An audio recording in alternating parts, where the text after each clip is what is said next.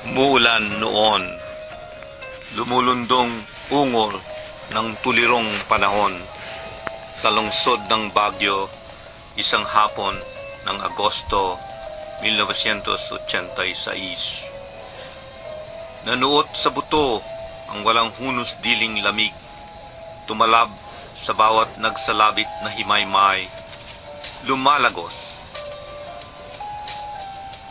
Nirambulan ako ng ligalig, sinta, ngunit ugong lang ng humihingal na yapos, usok lang ng naupos na halik, sapagkat wala ka sa piling ko. Ulang umigting, ulang tumimo sa butong binabalot ng kutob, ulang umaasar sa kirot at hiwa ng pagsisisi, hikbing nagpahibik. Nasaan ako? Pumapayagpag hanggang napalaot sa bulubunduking tahanan ng mga nito. Sumusuray-suray, lulan ang inimbak na gunita. Kanino ilalaan?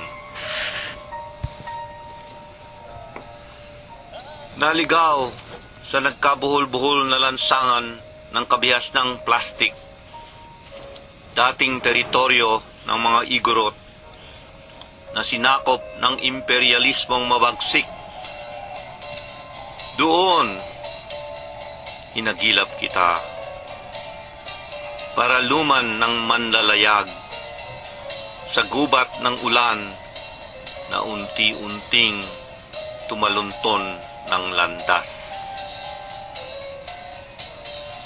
Sandaling nakalimot sa sarili, natulak, nakabig ako sa isang maulap na tuktok kung saan biglang natambad ang tagibang tore ng katedral. Nakakatulalang bangungot? Di yata. Sige, kurutin mo ang pisngi ko, sinta, upang bumalik sa kadluan ng hilakbot at rahuyong pinagmulan. Umuulan noon, walang awang bagsak ng bumubugsong tubig sa lungsod ng Baguio, isang hapon ng Agosto 1986. Pinakawalan ng mapagbirong kalikasan ang rumagasang buhos, barumbadong saliw ng hanging nagngingit-ngit. Kinakaligkig na balahibo ng kaluluwa ang umungol, naghanap sa iyo, mahal. Ulang gumiyagis sa taong naligaw, sa nagluksang lansangang inaspalto ng pighatit, inambos na panaginip.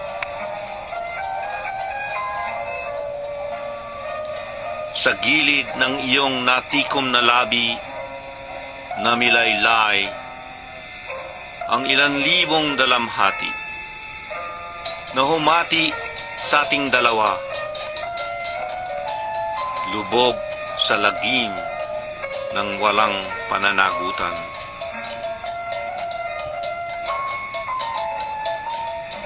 Umuukil-kil sa ulirat hanggang ngayon ang natagpuang biktimang nakalupasay sa Session Road.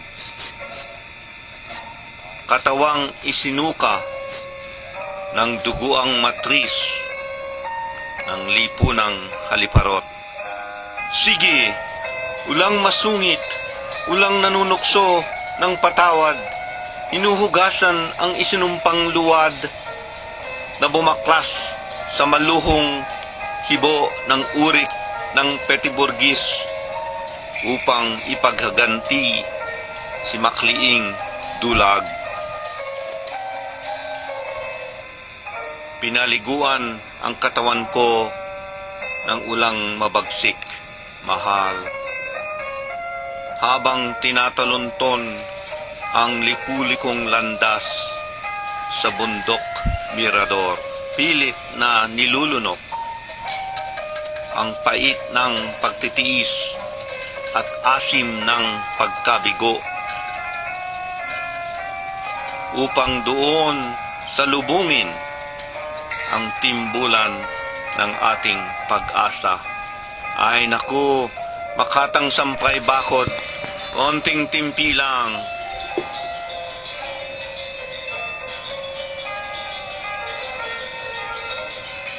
Isingkaw sa sikmurang hungkag ang pagbubulay-bulay ng budhing na buwal sa putikang pusali.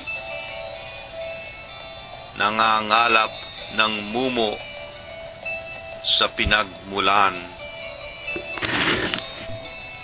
Umuulan noon, ulang nagkulapol ng ulap at bulang pumulandit sa lungsod ng Baguio, isang hapon ng Agostong kay Panglao.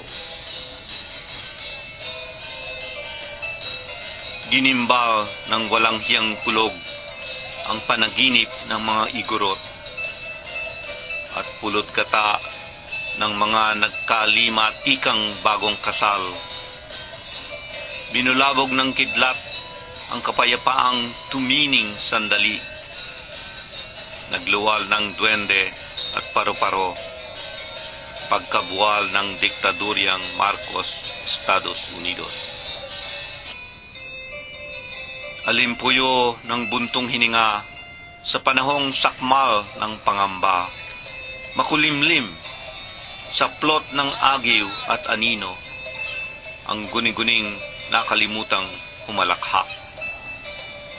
Wala ka sa piling ko, sinta, kaya naligaw sa pagsugod sa maburak na tanawin habang binabayo ng ulan ang katawang dati hinimas mo't hinaplos.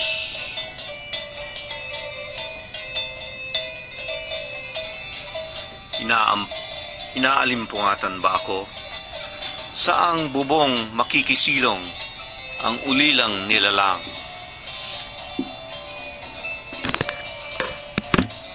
Sino ang mapapagkatiwalaan sa sangandaang napasukan?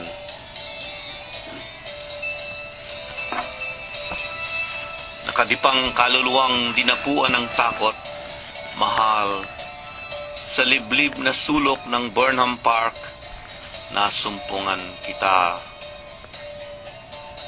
Diwatang walang pangalan. Nilambungan ng ulang humahaplit o para lumang naguhudyat ng direksyon. Wala akong kamanyang maisusuob sa iyong altar, kundi pangakong matutuklasan ang kahulugan at katuturan ng aking buhay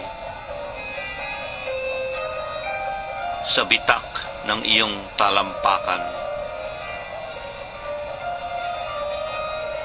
Ang landas patungo sa hamog at halimuyak,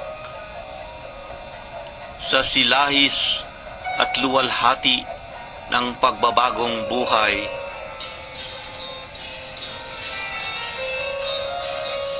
Doon sa mga gulod ng pinong pinapatnubayan ng mga anito, kung saan masisilip sa pagitan ng ulan at ulap ang ngiti ng mga igorotang tumatawid sa tarundon ng terasa malayo sa lungsod ng Baguio, kasiping ng mga bituin.